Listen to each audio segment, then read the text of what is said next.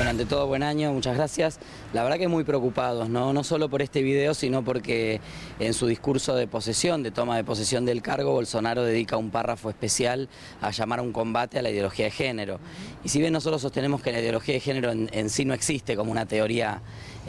científica, sí es cierto que cuando se habla de ideología de género se habla del movimiento feminista, del movimiento LGBTI, de la educación sexual integral, y que un presidente de un país en su primer discurso se dedique a llamar a combatir este tipo de cuestiones, los derechos de la diversidad sexual, la educación sexual integral, los derechos sexuales y reproductivos, es muy preocupante. Más cuando se da en Brasil, que es el país con mayor número de crímenes de odio hacia la comunidad LGBTI en el mundo. Brasil ostenta ese triste récord, ¿no? Y que desde un lugar de poder se llame a una situación de violencia, una situación de combate, es preocupante. Y también porque, como bien vos decías, este video que se viraliza de la ministra de Mujer, Familia y Derechos Humanos, una pastora evangélica es la ministra de Mujer, Familia y Derechos Humanos, donde nos dice algo que parece anacrónico, ¿no? Los niños deben vestirse de celeste y las niñas deben vestirse de rosa, algo que se está deconstruyendo hace tanto tiempo en todo el mundo, pero que evidentemente son valores que se impulsan desde este gobierno. Dentro de la estructura de la ministra están las políticas de derechos humanos en el marco de una secretaría que se llama de la paz global, de la integración, del progreso global, que también está a cargo de un pastor evangélico del estado de Paraná, del sur de Brasil. Así que vemos un gobierno, prácticamente te diría un país gobernado por la Iglesia Universal del Reino de Dios, que es la que financió la campaña de Bolsonaro y que hoy le está pidiendo este tipo de gestos para perfilar un gobierno reaccionario antiderechos. Esteban, ¿qué injerencia puede llegar a tener, por lo menos en Sudamérica, este tipo de actitudes? Mucha, ¿no? Brasil es el primer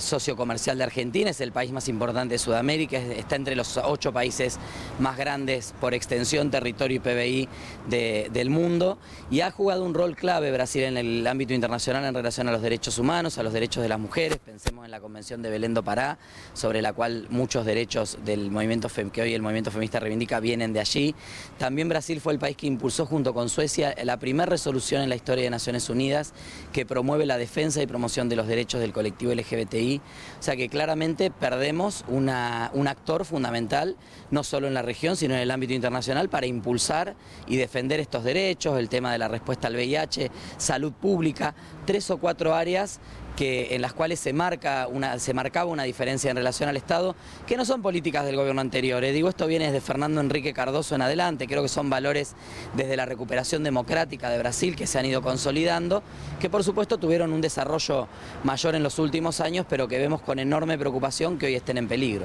La incertidumbre también tiene que ver con, pensando hacia adentro de Brasil, ¿qué pasará con los derechos? Sí, muchas veces uno ve Brasil y ve Río de Janeiro, San Pablo, Curitiba, el sur, las playas, y la verdad que Brasil es un país que tiene enormes complejidades, como pasa en el nuestro también, obviamente. El interior de Brasil, el nordeste de Brasil,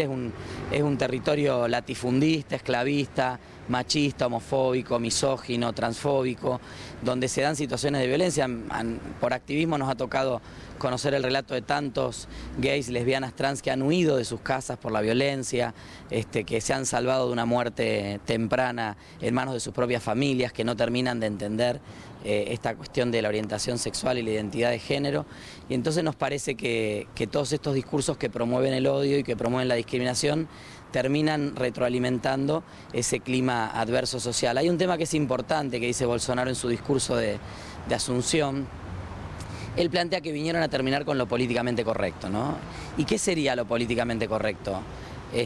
Contenerse de no matar a alguien porque piensa diferente, contenerse de no pegarle una patada en la calle porque me molesta que 2 varones vayan de la mano o 2 mujeres vayan de la mano o una persona trans esté en la vía pública. Ya lo dijo él mismo, no en campaña, prefiere un hijo muerto a un hijo gay. Entonces la verdad es que cuando hay un clima social adverso, como viene siendo en Brasil, sobre todo en el interior, cuando desde lo más alto del poder se habilitan no solo esos discursos, sino ciertas acciones, la verdad es que vemos que hay un enorme riesgo en la población LGBTI en Brasil y que lamentablemente puede impactar en otros países de la región. Lo cierto es que en Argentina hay derechos que se han ganado que tienen que ver, por ejemplo, con la ley de identidad o el matrimonio igualitario, que uno entiende que no corren riesgos teniendo en cuenta la importancia que tiene Brasil también dentro de lo que es el Cono Sur. No corren riesgo en la medida en que los defendamos, ¿no? Y este año electoral tenemos una enorme posibilidad porque están apareciendo candidaturas que plantean una línea Bolsonaro, no solo en Olmedo, por ejemplo, no solo en matar primero y preguntar después a la policía, sino que también Olmedo abiertamente planteando la derogación del matrimonio igualitario y la ley de identidad de género. Así que la verdad es que yo estoy convencido que estos derechos han sido encarnizados por la sociedad, están muy instalados, tenemos leyes, tenemos más de 15.000 parejas casadas, más de 8.000 personas trans en todo el país que ya ejercen el derecho a la identidad de género. A veces es complejo volver atrás con leyes tan consolidadas, pero no hay que dejar de lado que estos discursos tienen algún asidero y tienen alguna llegada, entonces tenemos que estar muy atentos y atentas defendiéndolos, ¿no? Porque también unos meses atrás nadie pensaba que Bolsonaro podía ser presidente y hoy estamos en una contienda electoral donde se habla de algunos nombres, hay algunas alternativas y aparecen algunas candidaturas que entienden que hay un segmento de la población en la cual puede colar este discurso de odio, y creo que la verdad es que nadie quiere vivir en una sociedad que odia, porque las sociedades que odian son sociedades con mala cara, con mal clima, con mal ánimo. Creo que la idea de igualdad le ha dado un valor agregado a nuestra comunidad, ha puesto a Argentina en un lugar relevante a nivel internacional y tenemos que defender esto para que estos derechos no solo se consoliden, sino que podamos ampliar y llegar a lo que falta. Esteban, muchas gracias. A ustedes.